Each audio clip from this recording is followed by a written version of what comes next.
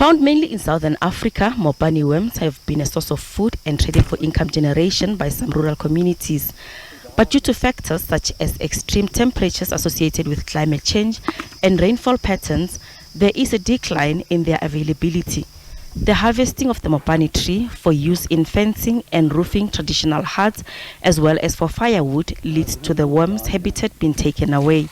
Dr. James Sekonya of the Nelson Mandela University says with villages growing, Mopani trees are being cleared to make way for housing. He says some of the harvesters of the worms are using unsustainable ways of harvesting, leading to Mopani worms disappearing from some communities. Local is actually occurring in some parts of Limpopo. That is where Mopani worms have always been occurring. They're no longer there anymore because of these unsustainable harvesting practices, because of all these factors. But also because the moth is mobile. They can move in the landscape, but this takes years, and that's what I think is happening now is that we are having, rather I should use the word disappearance instead of extinction, because the population still exists elsewhere on the other side, say, of the mountain. So what we're having is local disappearance at certain places in some woodlands. So that is definitely happening.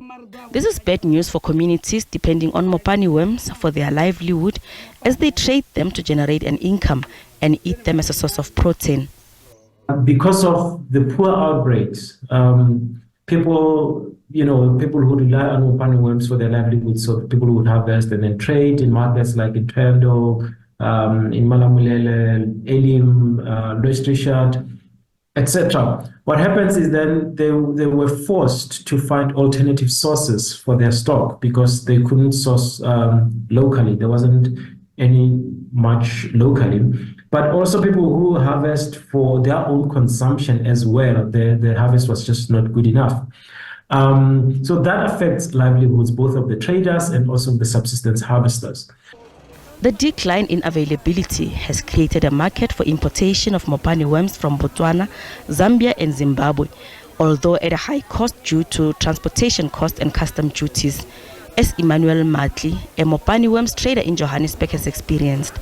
He has been in business for 7 years, and he says a 20-liter bucket of Mopani worms used to cost him about 350 rand, but it now costs him about 1,500 as he imports his Mopani worms from Botswana.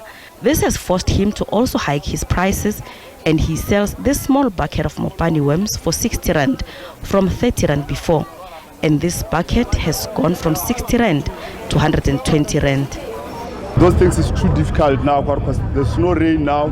The price, all of those things, the expenses, that's why I increased the price. But if things are going well, the price will go down. But if there's too much demand, obviously, we're going to increase the price.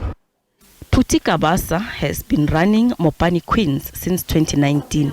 She adds different flavors to Mopani worms and packages them as snacks, as well as making spices and tortillas from Mopani. She says this container is what is left of her stock. Kabasa says she can no longer supply retailers that stocked her product, as there is simply no stock to process.